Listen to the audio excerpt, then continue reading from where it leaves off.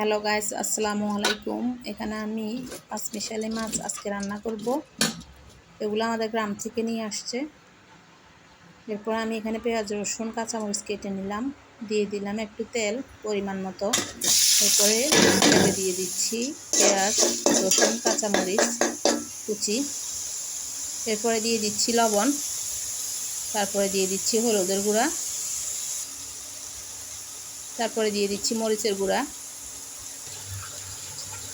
একটু পানি দিলাম যাতে মশলাটা পুড়ে না যায়।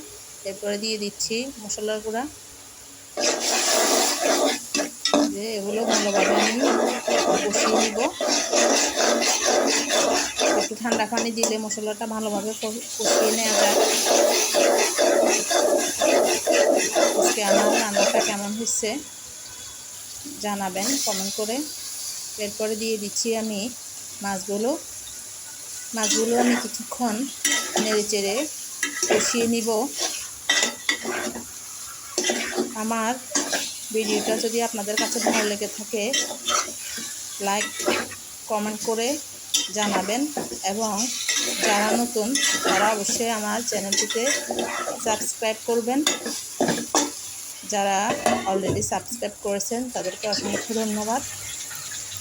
যে আমি কিছুক্ষণ কষিয়ে এরপরে দিয়ে দিলাম গরম পানি, পরিমাণ মতো গরম পানি দিয়ে ঢেকে দিলাম। কিছুক্ষণ পর আমি ধনিয়া পাতা দিয়ে দিলাম। ধনিয়া